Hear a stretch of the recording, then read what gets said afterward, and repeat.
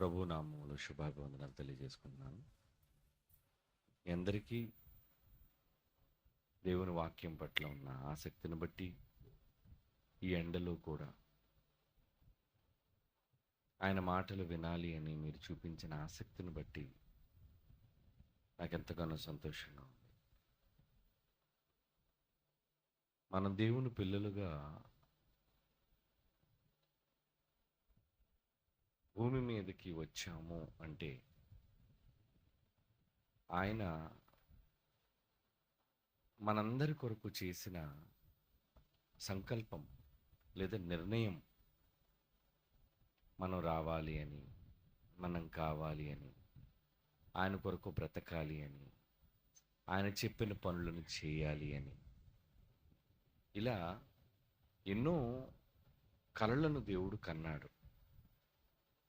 మనం ఎలాగైతే మనం కన్న పిల్లల కోసం కలలు కంటామో, దేవుడు కూడా మనలో ప్రతి ఒక్కొక్కరి కోసం, స్త్రీ అని పురుషుడని భేదం లేకుండా అందరి కోసం ఎన్నో ఆలోచనలు పుట్టక మునుపే తండ్రికి ఉన్నాయి. ఆ ఆలోచన మేరకే మనమంతా ఈ తరంలో భూమి మీద జన్మించాం. మన పుట్టుక వెనుక ఉన్న కారణం, ఆయన భూమి మీద ఏదో మన ద్వారా చెయ్యాలి అనుకునే ఒక సంకల్పం. ఏది చెయ్యాలి, ఎవరు చెయ్యాలి, ఇలా ప్రతి ఒక్కొక్కరికి పనులను నియమించాడు దేవుడు. అందరూ ఒకే పని కాదు.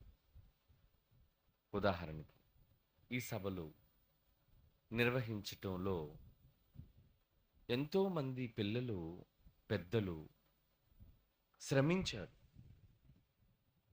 ఏమంటే ఇంచుమించు ఈ సభలకు కొన్ని లక్షల రూపాయలు ఖర్చు. అంటే 7, 8 లేదా 10 లక్షల వరకు భోజనాలతో కలుపుకొని 10 లక్షల రూపాయలు ఖర్చు అయ్యే ఈ సభలు ఇలా ఈ 3 రోజులు జరగడానికి గల కారణం, ఎంతమంది ఉన్నారు? డబ్బులు ఇచ్చిన వాళ్ళు ఉన్నారు, నడిపించే పెద్దలైన వాళ్ళు ఉన్నారు, సంఘ సభ్యులు ఉన్నారు, శ్రమించే వాళ్ళు ఉన్నారు. అవునా? వేదిక కట్టేవాళ్ళు, కరపత్రాలు, ఏమండి పోస్టర్లు అతికించిన వారు, వంటలు చేసేవాళ్ళు, గ్రౌండ్ని సిద్ధం చేసిన వాళ్ళు, అయ్యే ఖర్చుకి ధనాన్ని సమకూర్చిన వారు, చివరకు సభలు ప్రారంభం అయిన తర్వాత కూడా వాటిని నడిపించేవాళ్ళు, వాటిని నిర్వహించేవాళ్ళు, అందరికీ అన్ని సదుపాయాలు అందించేవాళ్ళు, ఇలా ఎంతోమంది ఉన్నారు. మరి అందరూ వేదిక మీదకి వచ్చారా?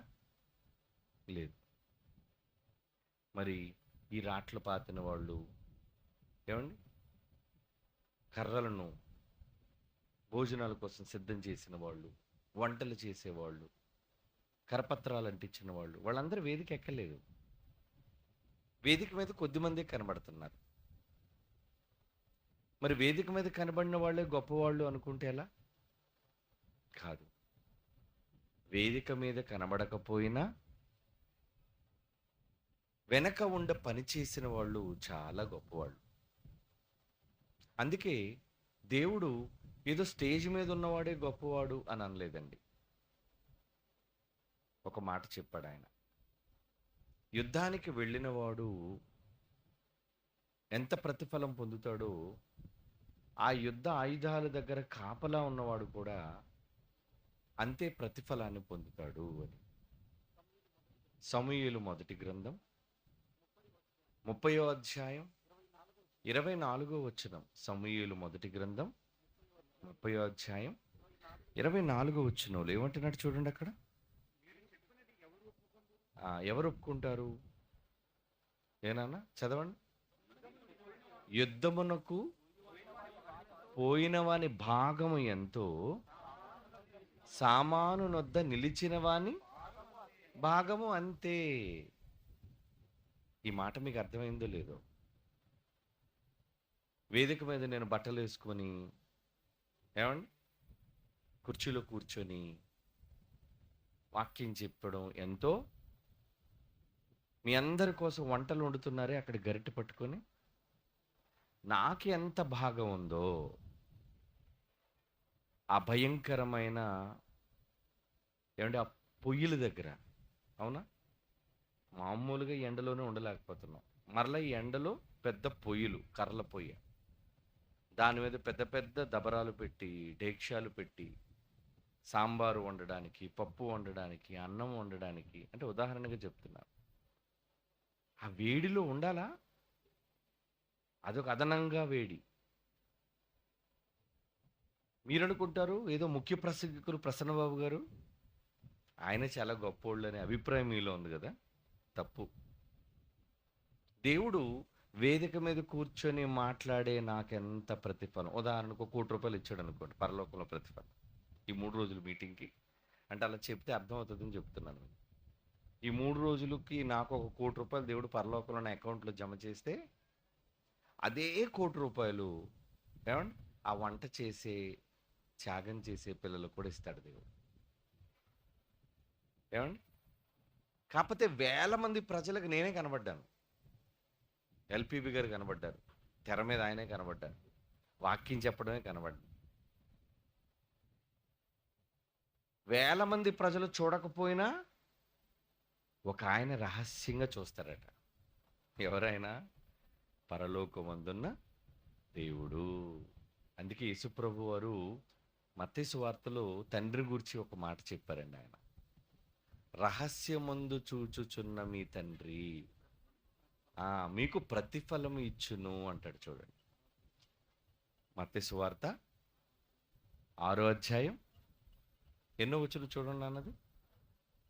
మత్తయి సువార్త 6వ అధ్యాయం 6వ వచనం. నీవు ప్రార్థన చేయనప్పుడు నీ గదిలోనికి వెళ్ళు, తలుపు వేసుకోప్పుడు నేను ఎవరు కనబడవు. అప్పుడు రహస్యమందున్న నీ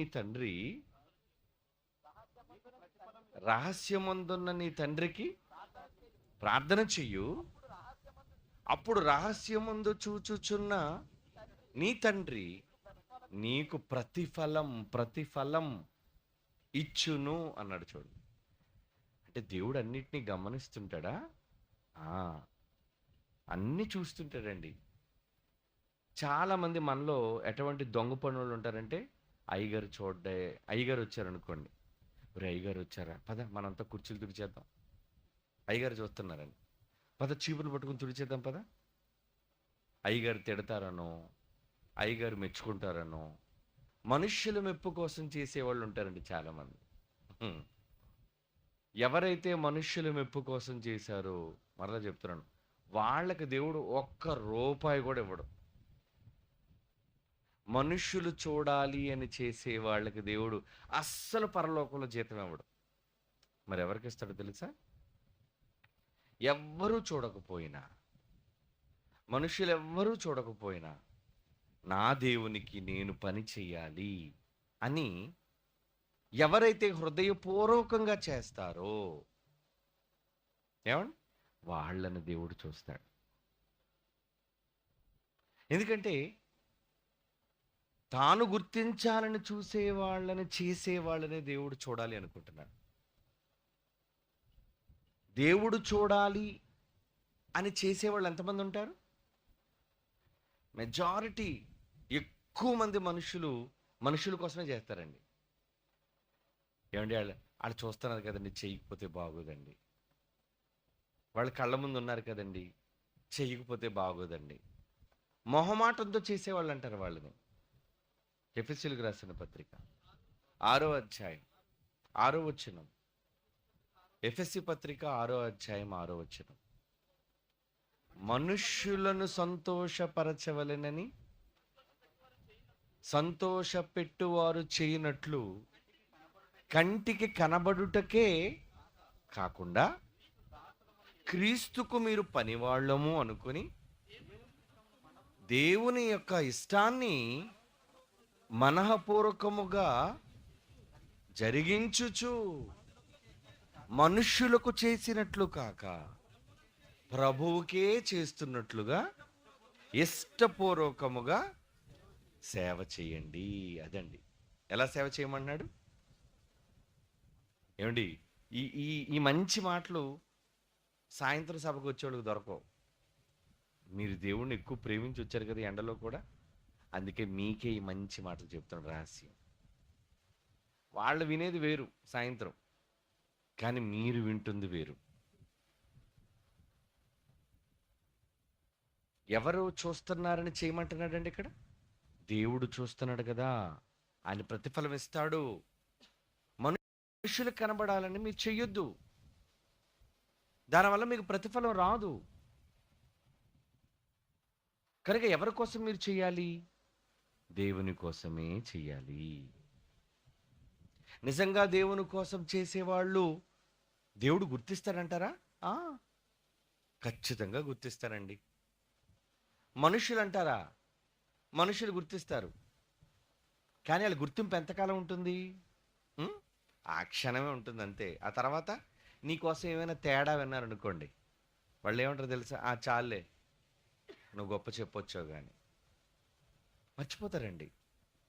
మీరు మనుషుల కోసం ఎంత మేలు చేయండి, మీ ప్రాణం పెట్టండి, మీ ఆస్తి నమ్మేయండి, కానీ తేడా వచ్చేసరికి అడ్డగోలుగా తిడతారు మిమ్మల్ని. ఇది మనుష్యుల యొక్క కపటమైన ప్రేమ. కానీ దేవుడు అలాంటి వాడు కాదండి. ఎవరైతే హృదయపూర్వకముగా ఆయన కోసం చేస్తారో, హృదయపూర్వకంగా, ఇష్టపూర్వకంగా, వాళ్ళని చాలా గొప్పవాళ్ళు చేస్తాడు దేవుడు. లేక లేక పుట్టాడండి ఒక కొడుకు, వరపుత్రుడు. అమ్మ ప్రార్థన చేసి చేసి చేసి, నాకు పిల్లలు లేరు ప్రభువా, నాకు పిల్లల్ని అయ్యా అంటే ఒక కొడుకునిచ్చాడు హన్నాకి. ఆయన పేరు సమూయేలు. మా తల్లి ఎంత మంచి తల్లి అంటే, నాకు నువ్వు కొడుకునిచ్చావు కదా నాయన, నన్ను ప్రేమించిచ్చావుగా, నీకే నా కొడుకునిచ్చేస్తాను అని ఎక్కడ తీసుకొచ్చి ఉంచేసింది? మందిరం, దేవాలయం.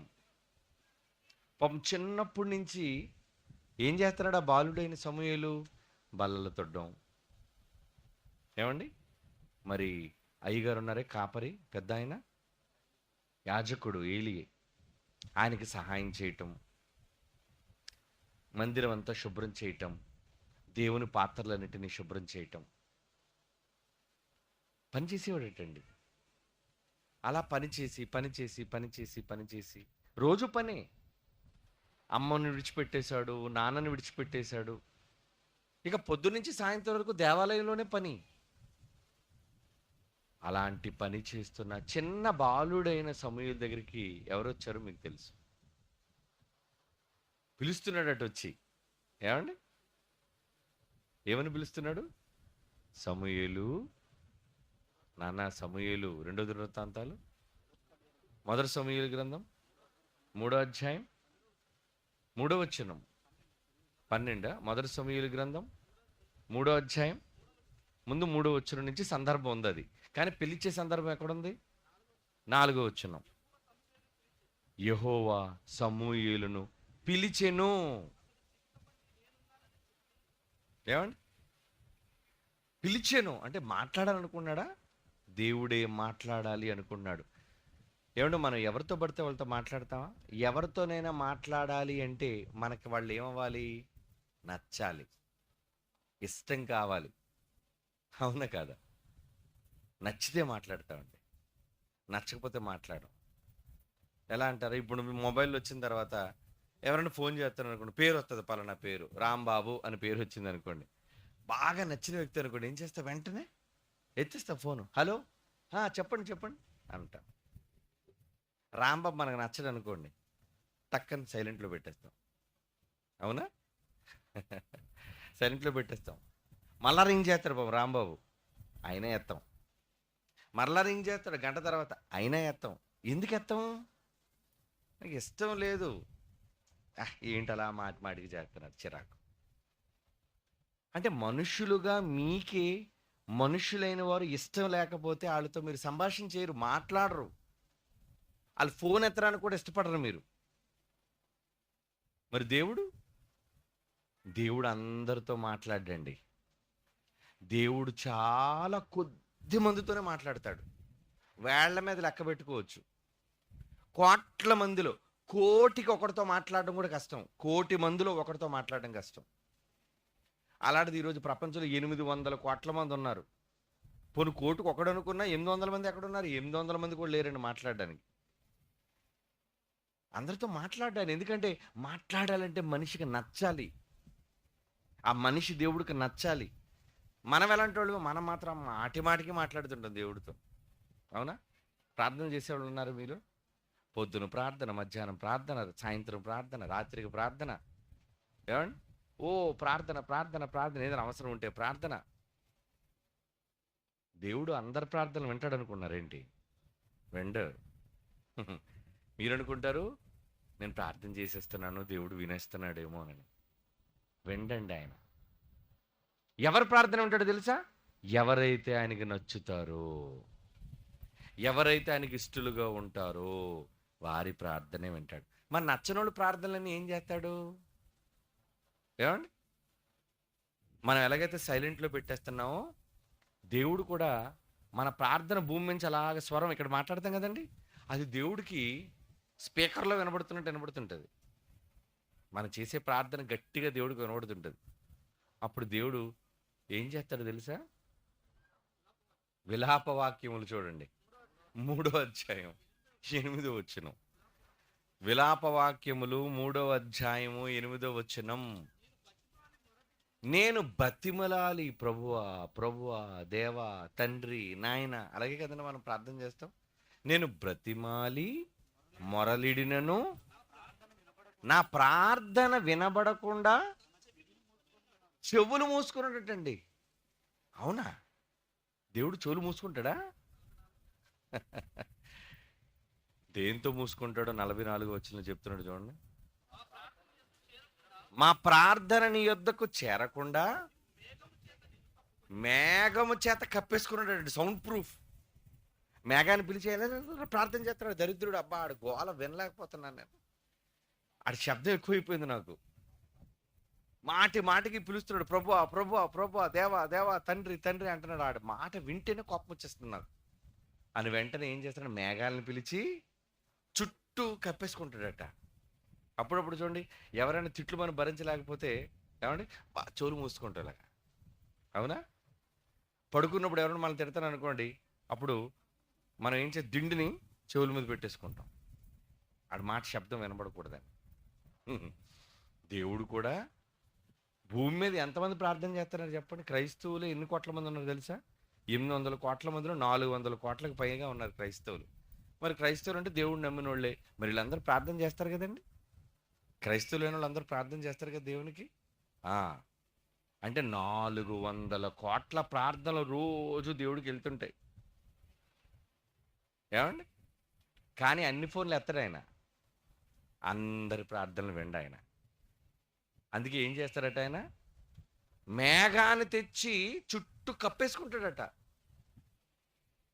ఎందుకు కప్పేసుకుంటున్నాడు? నీ మాట వింటేనే కంపరం వచ్చేస్తుంది ఆయనకి, చిరాకు. నీ మాట వింటేనే కోపం. అప్పుడప్పుడు చూడండి, కొంతమంది మనకు నచ్చని వాళ్ళు మాట్లాడారు అనుకోండి, ఆపై మాట్లాడదు. నీ గొంతు వింటేనే నాకు ఒళ్ళంతా తేళ్ళు జర్లు పాకుతున్నట్టు ఉంటాయి.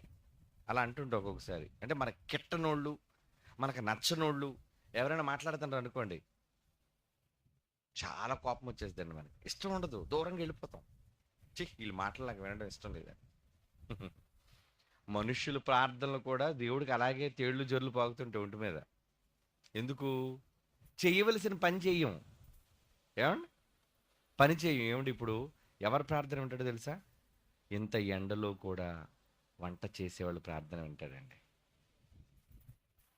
ఎంత వేడిలో కూడా ఇదిగోండి సిద్ధం చేసి మీకోసం మంచి నీళ్లు సిద్ధం చేసిన వాళ్ళు ప్రార్థన వింటాడండి.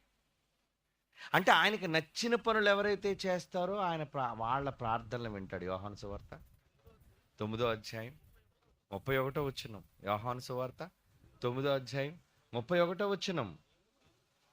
దేవుడు పాపుల మనవిని ఆలకించడని తెలుసు కదా మీకు. పాపుల మాట అసలు విండట. ఎవడైనను దేవుని భక్తుడయుండి ఆయన ఇష్టం చొప్పున చేసేవాడైతే ఆయన వాని మనవి రాని రాని రాని రాని రాని ఏమండి, ఈ మధ్యన జగన్ చేసింది కామెడీ అయిపోయింది అందరి దగ్గర. ఎలా అంటే, బాబు రాని బాబు రాని రాని రాని రాని అని చెప్పి మాటి మాటికి సోషల్ మీడియాలో వైరల్ అయిపోయింది. ఎవరిని రమ్మంటున్నాడు? పాపం ఎవరో ఒక అభిమాని యవనస్తుడు ఏదో జగన్ గారితో ఫోటో తీయించుకోవాలి, సీఎం కదండి. ఏమండి, పాపం పోలీసు వాళ్ళు అంతే కదా, సెక్యూరిటీ కదా. ఈ మధ్యన రాయితో వాళ్ళు కొట్టారు, ఇంకందుకే ఎవరిని రానివ్వట్లేదు. రానివ్వకపోయేసరికి పాపం జగన్ ఏమన్నాడు, వాడు ఎంత ప్రయత్నం చేయకపోతే ఇన్ని వేల మంది ప్రజల్లో వాడే కంట్లో పడ్డాడు. చూశాడు మొత్తానికి, ఎందాక నేను చూస్తున్నట్టున్నాడు, ఏదో మొత్తాలు అందరితో ఏదో ప్రయత్నం చేస్తున్నాడు, రావడానికి గెంతడానికి దూకడానికి ప్రయత్నం చేస్తున్నాడు. వాడు చేస్తున్నప్పుడు అప్పుడు పాపం సీఎం గారు ఏమన్నారు, బాబు రాని బాబు రాని బాబు రాని రాని. వచ్చాడా? వచ్చాడు, వేదిక మీదకి వచ్చాడు, పాపం సెల్ఫీ తీసుకున్నాడు. నిజంగా సీఎం పిలిచాడు అంటే ఎంతమందిలో అందరూ చూడాలనుకుంటారు, కానీ సీఎంతో సెల్ఫీ ఎవరు దిగుతారు? కష్టం కదా. అంటే కష్టం అంటే సెల్ఫీ దిగాలి, సీఎం నిన్ను పిలవాలి అంటే ఆయన దృష్టిలో నువ్వు పడాలి, ఆయన కంట్లో నువ్వు పడాలి. ఆయన అంతా కలుపుకుంటూ ఒక ఆంధ్ర రాష్ట్రానికి ఒక ముఖ్యమంత్రి అంతే. ఇలాంటి రాష్ట్రాలు ఎన్నో కలిపితే ఒక దేశం, ఇలాంటి దేశాలు ఎన్నో కలిపితే ఒక ఖండం, ఇలాంటి ఖండాలు ఎన్నో కలిపితే ఒక భూప్రపంచం. ఎంతమంది ఉన్నారు మనుషులు? ఇన్ని కోట్ల మంది మనుష్యులలో దేవుడు గుర్తించేవాళ్ళు ఎవరు? మీరున్నారు అందులో? మీరు నేనేంటంటే సంతలో చింతపండులు అంటుండి, అవునా? నన్ను దేవుడు గుర్తించడం ఏంటండి? దేవుడు కూడా కొందరిని గుర్తిస్తాడు. అందుకే పౌలు ఏమన్నాడు తెలుసా? మీరు దేవుని ఎరగడం కాదు, దేవుని చేత ఎరగబడిన వారు అన్నాడు. అందుకే దేవుని చేత ఎరగబడిన వారట మనం. కొంతమంది కొరింథీ పత్రిక, గలతీ పత్రిక 4వ అధ్యాయం 9వ వచనం. గలతీ పత్రిక 4వ అధ్యాయం 9వ వచనంలో ఏమంటున్నాడు చూడండి. ఇప్పుడైతే మీరు దేవునిని ఎరిగిన వారును మరి విశేషముగా దేవుని చేత ఎరుగబడిన వారునై ఉన్నారు. ఏమంటే సీఎం ఆఫీస్కి మనం వెళ్ళి పలానా వాళ్ళు వచ్చారండి అనేసి అంటే ఎవరో పుల్లారావు గారు వచ్చారండి, నో ఎంట్రీ, ఇంటర్వ్యూ లేదు, వెళ్ళిపోమని చెప్పు. కనుక అందరికీ సీఎం ఇంటర్వ్యూ ఇవ్వడు, అలాగే ఒక ప్రధానమంత్రి అందరికీ ఇంటర్వ్యూ ఇవ్వడు. తానుకు నచ్చిన వాళ్ళు, తనకు ఉపయోగపడిన వాళ్ళు, తాను మెచ్చిన వాళ్ళు ఎవరైతే ఉన్నారో వాళ్ళు వచ్చారని తెలిసి అనుకోండి, అప్పుడు ఏం చేస్తారు? రాని బాబు రాని రాని రాని, అంతేనా? దేవుడు కూడా మనం ప్రార్థన చేశారనుకోండి, ముందు చూస్తాడు మన కోసం, ఈడేమైనా మన కోసం పని చేశాడా? చాలా కష్టపడ్డాడు ప్రభువా. అదిగోండి చూడండి, ఆ రాట్లన్నీ ఉన్నాయి చూసారా, లైన్లు, భోజనానికి లైన్లు వెళ్ళడానికి, అవన్నీ గోతులు తీసి రాట్ల పాతిన వాడు ప్రభు. రాని బాబు రాని, ప్రార్థన రాని, పర్లేదు రాని. ఇంకొకటి ప్రార్థన చేస్తున్నాడు, ఎవడు బాబు వీడు ఏం చేశాడు? అసలు ఏం చేయలేదు ప్రభా, ఏమీ చేయలేదు, మీటింగ్ మాత్రం చివరి కుర్చీలు వచ్చి కూర్చున్నాడు గొప్పగా, లేదా పిలిస్తే వేదిక మీద వచ్చి మాత్రం గట్టిగా కూర్చున్నాడు ఏదో గొప్పోడ్లాగా, ఏమాత్రం పని చేయలేదు, పెద్ద పనికి దొంగ అన్నాడు. పోనీ బాబు పోనీ పోనీ పోనీ, అసలు రానివద్దండి. రానివ్వడు దేవుడు. ఏమండి, ప్రార్థన విషయంలోనే ఎంత ఖచ్చితంగా ఉంటే పరలోకానికి మనల్ని తీసుకెళ్ళిపోతాడా? ఆలోచించండి. మనమంతా ఎంత నిబ్బరంగా ఉన్నామంటే ఇలా చచ్చిపోతాం, అలా పరలోకానికి వెళ్ళిపోతాం. పరలోకం అంత సులువు కాదర్రా. ఎవరైతే దేవుని ఇష్టాన్ని హృదయపూర్వకంగా మనుషులు చూడాలని కాకుండా దేవుడే చూడాలని చేస్తారో వారికి రాజమార్గం. దేవుడు మిమ్మల్ని పిలుస్తాడు, ఆహ్వానిస్తాడు, కమాన్. లేదంటే దేవుడు సమూయేలు దగ్గరికి వచ్చి మాట్లాడడం ఏంటండి? ఏం గొప్ప పని చేశాడని? అంతకుముందు గురువు గారు ఉన్నారు, పెద్ద ఆయన, ఎవరైనా ఏలి, పాపం ఏలి అడుగుతున్నాడు, ప్రార్థన చేస్తున్నాడు రోజు. తండ్రి ప్రభువా నాతో మాట్లాడు, యెహోవా నాతో మాట్లాడు, దేవా నాతో మాట్లాడు. అస్సలు మాట్లాడలేదటండి. మాట్లాడలేదు. ఏలీతో మాట్లాడడానికి ఇష్టం లేదు. మళ్ళా ప్రధాన యాజకుడు. మరి ఎవరి దగ్గరకు వచ్చి మాట్లాడుతున్నాడు? చిన్న పిల్లోడు. ఎందుకు మాట్లాడుతున్నాడు? పిల్లాడు బాగా ముద్దుగా బొద్దుగా బొగ్గలే ఉన్నాయని కాదు. సమూయేలు దగ్గరికి ఎందుకు వచ్చి మాట్లాడుతున్నాడు? అందగాడనా? ఏం చేస్తున్నాడని? ఆ, మందిరంలో పసివాడు చాలా కష్టపడుతున్నాడు. Very good. యెహోవాకు పరిచర్య చేయుచుండెను. ఎన్నో వచనం? మొదటి సమూయేలు గ్రంథం 3వ అధ్యాయం మొదటి వచనం. మొదటి సమూయేలు గ్రంథం 3వ అధ్యాయం మొదటి వచనం.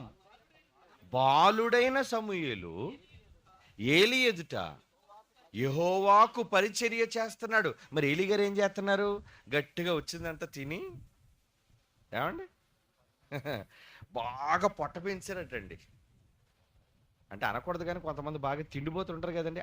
వాళ్ళు బయటకు కనబడితే తెలిసిపోద్దండి. ఏమండి, మనిషి అడ్డంగా మట్టంగా ఉన్నాడు అనుకోండి, ఏమి తినండి అసలు పొద్దున్న సాయంత్రం వరకు మంచినీళ్ళు తాగుతానండి, మీరు నమ్ముతారా? మనిషి ఏంటండి అలాగా బీరకాయలాగా ఉబ్బిపోయో, పొట్ట చూస్తే పెద్ద బాణలా కొండలా ఉంది, ఏమి తింటానండి, మీరు నమ్ముతారా? లేదండి బాబు, గట్టిగా తింటాడు. మద్దు మాంసాలు. కొంతమంది ఉంటారండి, రొట్లు పెట్టగానే ఒక రొట్టి తినడానికే కష్టం, 10 రొట్లు తినేస్తారు ఒకేసారి. ఏంటంటే జొన్న రొట్లు 10 అయిపోయిందని కూడా కాదు, అన్నం తీసుకురండి, అయ్యొక 2 కుంభాలు. మరి దాన్ని కలపడానికి సాంబారు, ఒక బకెట్ సాంబారు. ఏమండి, కూర, ఒక గిన్నెడు కూర. ఇదంతా ఎక్కడికి పోతుంది? అదిగో ఆ కడుపులో గుండంలోకి పోతుంది. అందుకే పొట్ట అలా అలా అలా అలా గాలి కొట్టే కొద్దీ ఏమవుద్దండి, బొంగ ఏమవుతుంది, బెలూన్. మనం అది బాగా పొంగుతుందంటే లోపలికి ఏమవుతుంది? గాలి వెళ్తుంది అనమాట. మరి ఇప్పుడు పొట్ట బాగా పొంగుతుందంటే ఏమవుతుంది? లోనికి బాగా సొరికి వెళ్తుందని అర్థం. అలా ఏలికి ఏం వెళ్ళిపోతుంది లోపలికి? బాగా కొవ్విన, దేవుడి కోసం తెస్తారు కదండి, కొవ్విన నైవేద్యాలు, మంచి మంచి గుండెకాయలు, కార్జ్యాలు, ఇవన్నీ వాళ్ళ ఆవిడ బాగా వండి పెడుతున్నట్టు ఉంది అయ్యగారికి. పెద్ద స్థూలకాయడటండి, వెనక్కి పడిపోయి చచ్చిపోయాడు. అందుకే తర్వాత అతని చరిత్ర చదివితే వాళ్ళ పిల్లల్లో ఒక్కడికి భక్తి లేదు, అందరూ దొంగలు, సొంటలు, తిండిపోతులు, వ్యభిచారులు, చెడ్డోళ్ళు. అందుకే ఏలితో మాట్లాడడానికి దేవుడు ఇష్టం. మాట్లాడను, పేరుకే ప్రధాన యాజకుడు ఎందుకు? కానీ బాలుడు, చిన్నోడు పని చేస్తున్నాడు, పని చేస్తున్నాడు నా కోసం. నాకు చాలా ఇష్టం. పిలుస్తున్నాడట, నాన్న సమూయేలు, సమూయేలు. పాపం అయ్యగారు పిలిచారనుకొని 3-4 సార్లు లేచి అయ్యగారిని అడుగుతున్నాడు, అయ్యా పిలిచారయ్యా. లేదురా నాన్న, పిల్లలేదురా, వెళ్ళరా పడుకో. తర్వాత ఐడియా వచ్చిన, అయితే దేవుడు మాట్లాడుతున్నాడేమో. ఎంత సిగ్గుచేటండి, అంత పెద్దోడిని వదిలేసి, సీనియర్ని వదిలేసి ఒక చిన్న జూనియర్ దగ్గరికి వచ్చి దేవుడు మాట్లాడుతున్నాడంటే ఏమండి, ఎంత మంచోడు. మంచోడని కాదు, పనోడు. అంటే ఇప్పుడు మీరు ఏం అర్థం చేసుకోవాలి? ఎవరైతే దేవుని కోసం ఒళ్ళొంచి కష్టపడతారో దేవుడు వాళ్ళని చూస్తాడు. దేవుడు మిమ్మల్ని చూడాలి అంటే దేవుడా దేవుడా దేవుడా దేవుడా అంటే చూడ్డు. ప్రార్థన ప్రార్థన ప్రార్థన ప్రార్థన చేస్తే చూడ్డు. యెషయా గ్రంథం 66వ అధ్యాయం 2వ వచనం. యెషయా గ్రంథం 66వ అధ్యాయం 2వ వచనం.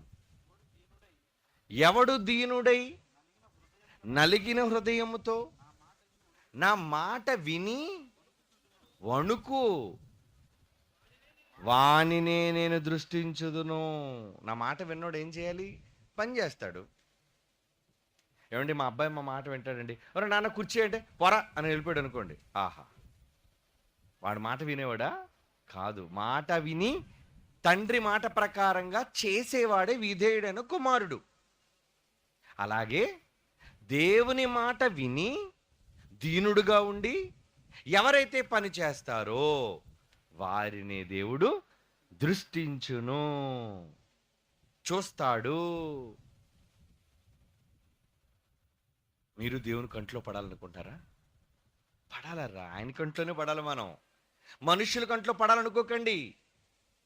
మనుష్యుల మెప్పు మనకొద్దు. వీళ్ళు దండలొద్దు, వీళ్ళు గొప్పలొద్దు, వీళ్ళు పొగడ్తలు మనకొద్దు.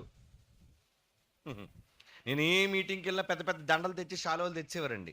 చిరాకు వచ్చింది నాకు. ఆపేయండి. శాలువాలు కానీ దండలు కానీ సన్మానాలు చేయకండి మీటింగ్లో. అది వాక్యానికి ముందు టైం వేస్ట్ చేయడానికి.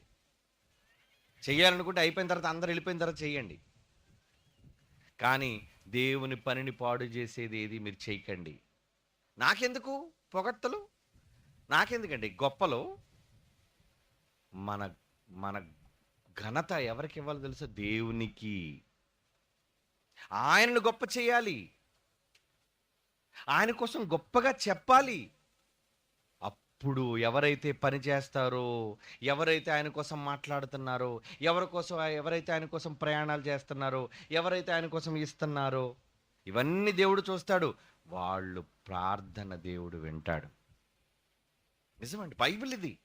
ఇది స్వచ్ఛమైన బైబిల్. ఎవరు మీకు ఇలా చెప్పుండరు, ప్రార్థన చేయమ్మా దేవుడు వింటాడు. అందరి ప్రార్థనలు ఎందుకు వింటాడు? విండు. కనుక నీ ప్రార్థన దేవుడు వినాలి అంటే ఖచ్చితంగా నువ్వు దేవునికి నచ్చిన పని చేసిన వాడవై ఉండాలి. అది మనుషులు చూడాలని కాకుండా, గొప్పల కోసం కాకుండా, దేవుని కోసమే చేసిన వాడవై ఉండాలి. అప్పుడు ఆయన నీ ప్రార్థనకు జవాబు ఇస్తాడు. తండ్రి, నాకు ఇబ్బందులు ఉన్నానయ్యా అని నువ్వు కష్టపడి అడుగు. దేవుని కోసం పని చేసి నువ్వు ప్రార్థన చేయి. దానికి నువ్వు వచ్చి అయ్యగారు మీరు నా కోసం ప్రార్థన చేయండి అని అడగాల్సిన పని లేదర్రా. నాతో చాలామంది ఏమనుకుంటారు, మీరు పని చేయకుండా అయ్యగారితో రికమెండ్ చేయించేస్తే బాగుంటుంది అనుకుంటారు. మీరేమో పనికి దొంగ.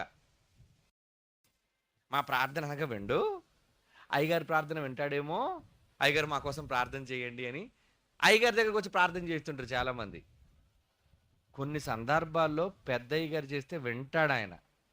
కానీ మరీ మాటికి అందరినీ దొంగల కోసం రికమెండ్ చేస్తాను అనుకోండి, నేను మాత్రం ఏమండి అందరూ పనికి దొంగలు. దేవుడి కోసం ఏ పని చేయకుండా వచ్చి నా దగ్గర అయ్యగారు ప్రార్థన చేయండి, అయ్యగారు ప్రార్థన చేయండి, దేవుని ప్రార్థన చేయండి అంటే ఏదో ఒకరి కోసం ప్రార్థన చేసినట్టు అర్థం ఉంది.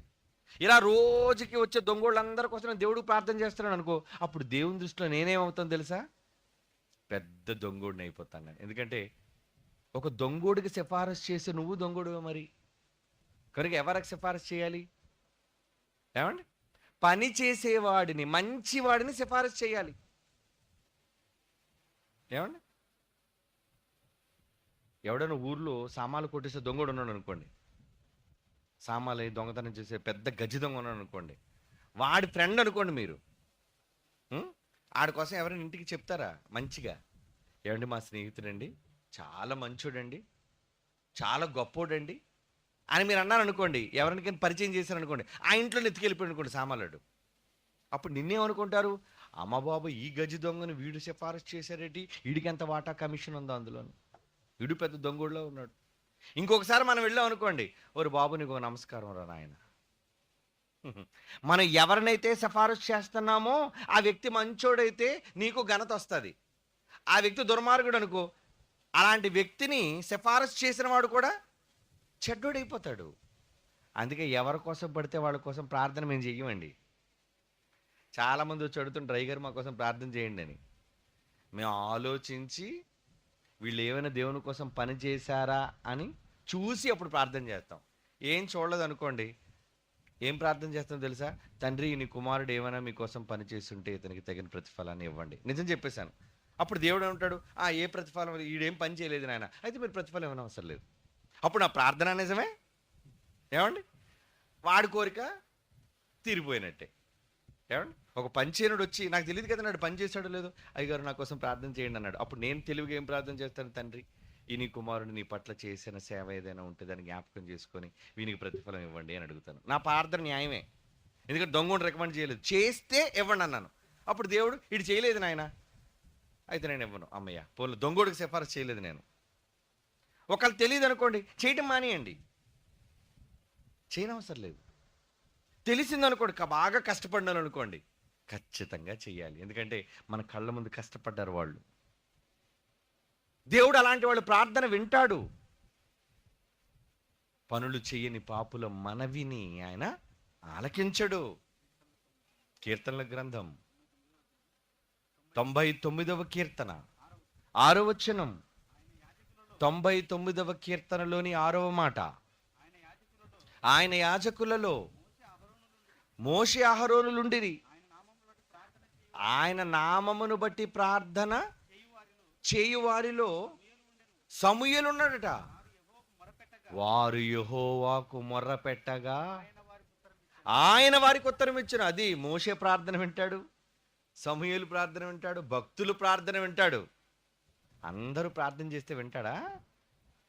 ఏమండి, మీరు సీఎం గారి దగ్గరికి వెళ్ళి, ఏమండి ఈయన మా ఊర్లో చాలా మంచోడండి, ఈయనకి ఏది ఉద్యోగం ఇచ్చేయండి అంటే ఇస్తాడా సీఎం? నువ్వే ఎవరు ఎంతకు వచ్చి అడుగుతున్నాడు?